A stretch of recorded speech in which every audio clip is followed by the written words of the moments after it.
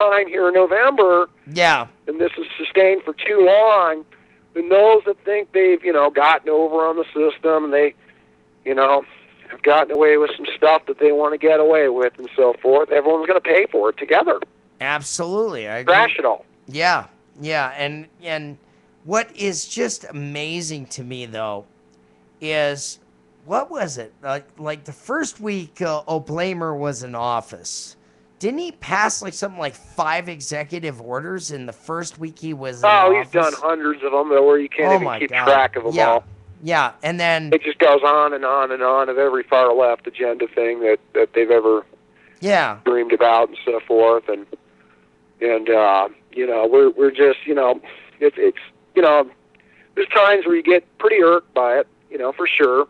Oh, yeah. I think a lot of people have times where they get irked on it, but I think we're kind of at a time point where you got a lot of people that are just numb of it by now. Oh, God. It's just Yeah.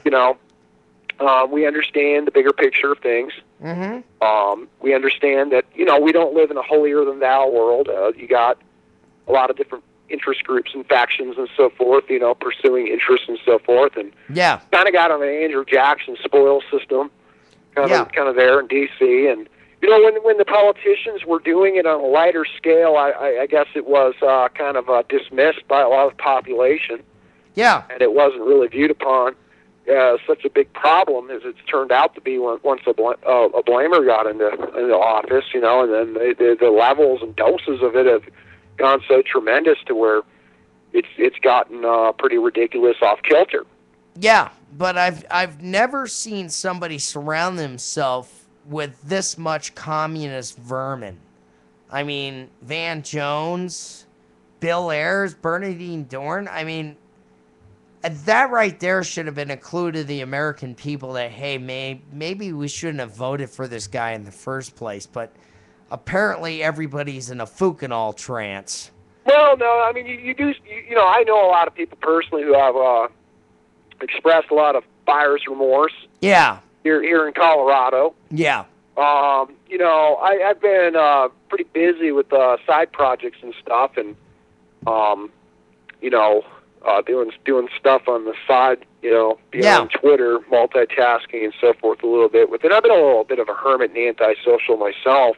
Yeah. Just getting coordinating a lot of different people doing different things out there, while I myself have been coordinated by other people as well, you see. Yeah. And so, I'm definitely not in my normal social swing per se. I'm definitely not doing the entrepreneurial pursuits that I would normally be doing right now. But yeah, I got to tell you that I just see where the nation's at, and I understand that you have to have a degree of people out there who possess a high degree of preparedness, expecting a full-fledged society collapse from all this, from a financial basis. Now, I'm not going to say that I'm going to, believe in all the conspiracies and so forth that are out there, but I really do understand the economic understandings of where we're at right now, where we're heading towards, and just how profound it could be when you have economic domino effects falling down and currencies crashing and so forth, and to some degrees you kind of got a little bit of an economic World War III going on out there right now.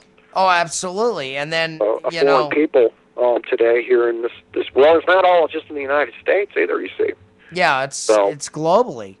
Globally, yeah. Now I got to tell you, I guess it's better to do a financial World War III than it is to parlay in a real one. Yeah, but I think a real one is right around the corner, because I've never seen. I mean, Mike. I mean, you're a good student of history, as am I. But I've never seen all these elements come together at the same time like this. I never thought I'd see it in my lifetime. Did you? I mean, it's pretty crazy to me, all the things coming together. You've got Europe totally collapsing. You got the Middle East on fire. You've got Ahmadinejad threatening to blow up Israel. You got Israel threatening to blow up him. You got streams of cartel members and Hezbollah, God knows what, coming up through the southern border. You've got communist states being set up all over the world. mainly in South American, Central American. Have you ever seen anything A lot of like new this? militias that have been created in this country as well. Oh my God, it's astronomical. Since Some of Obama, record that you can see, and some of yeah, not on record at all. yeah, yeah, and then the firearms sales. Let's just The cover record that. breaking, right? I mean, Yeah, let's just cover that one. Since Obama's been in office, I think he's been the top gun salesman in America. Would sure, you? yeah, creating a society uncertainty to Yeah, some of the highest extents in our nation's history. I guess that would do it. Sure, yeah, that's not too surprising, I suppose, when you're trying to fundamentally transform an entire nation. yeah. You don't really have the will of the people at your sale. No. It's kind of bizarre. I'm not going to sit here and tell you that Obama's Hitler. I don't think you can call anyone Hitler until they do what Hitler did. Right. They do stuff. You see, so I wouldn't go that far. On a more poignant level.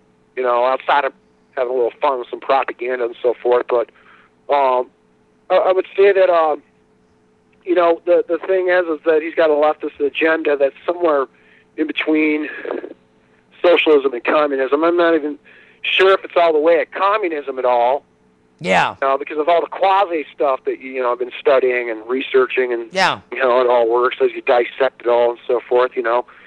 And so what's kind of bizarre is we got a president where there seems to be a profound reality disconnect, because there's no way he can understand his history too good, okay? I mean, he might be strong in some subjects that he knows about and so forth, but definitely not history. Yeah. Because, if anyone knew their history well, then in order to have, like, a real profound, fundamental change of a society that they're obviously striving for all the time, Yeah.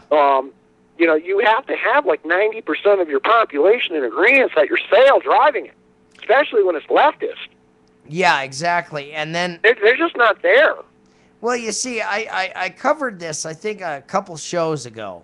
And I said what they're trying to do with the Occupy Wall Street movement and all the various policies that they're doing is they're trying to make it so miserable for all of us that we just give in and go with the leftist thing. Oh, yeah, I've read some articles about Stockholm Syndrome and all that funny leftist garbage that they're coming up with and stuff. That's a nice poke and nice try there, but I think that the reality is that a lot of people can remember what the American society and culture has been just as little as 5 years ago versus what we're seeing right now. Yeah.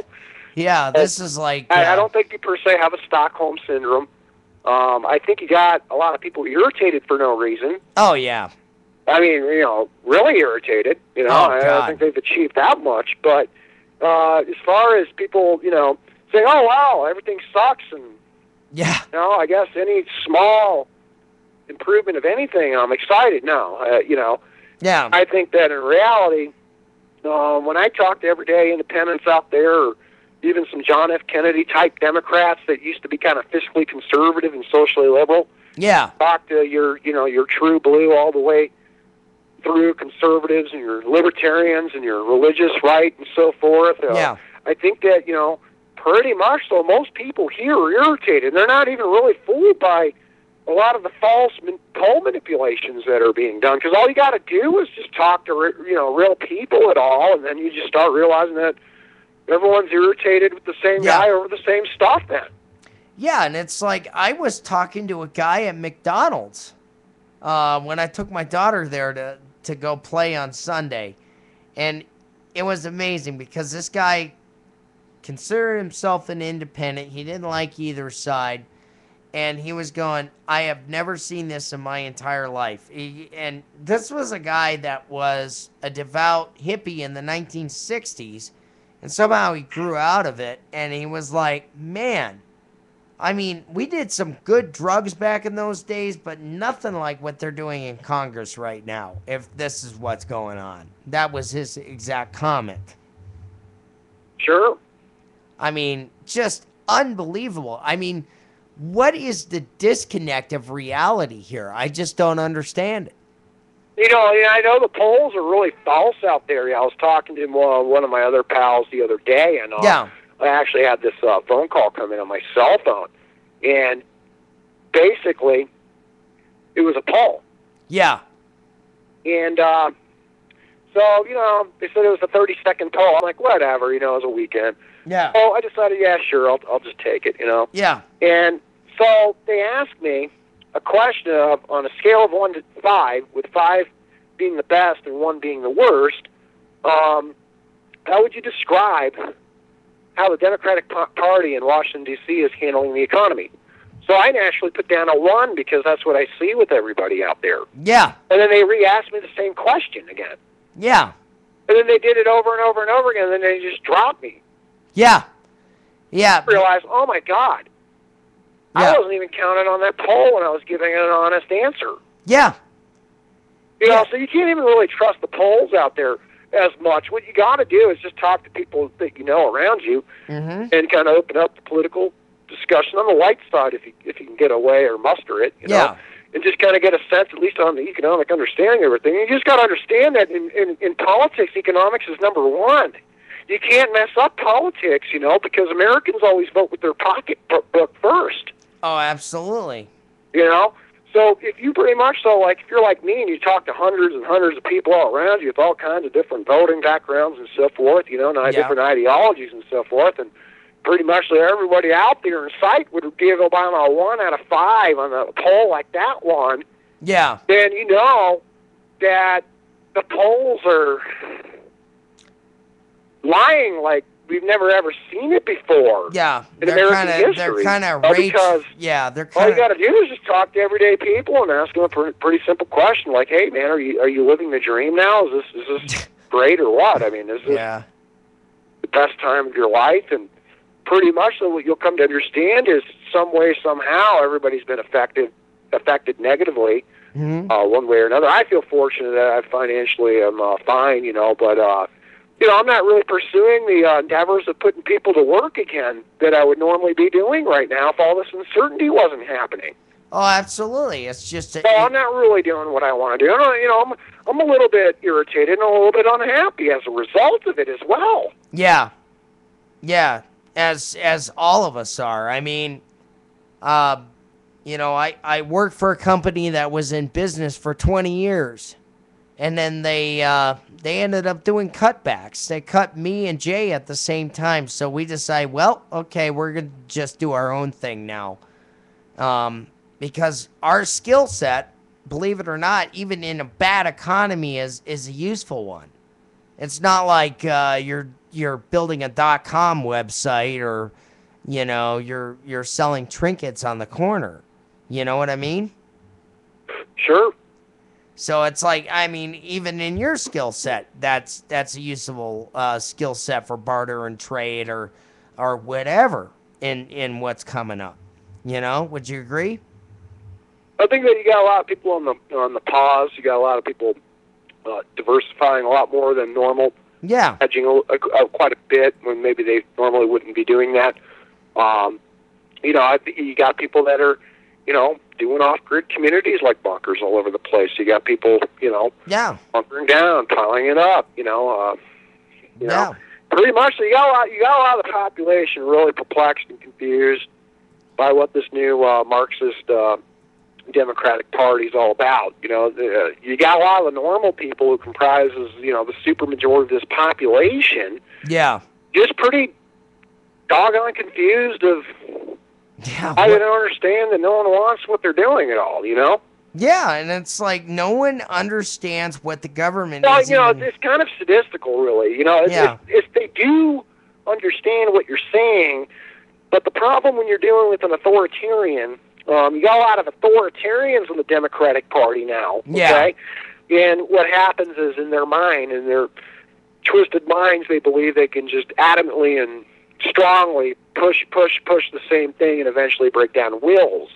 Willpowers. Yeah. Will fold and break down to what it is that they're driving towards, you see. Yeah, that would just textbook for all them. due reality, they don't understand that they're in the United States of America. Yeah.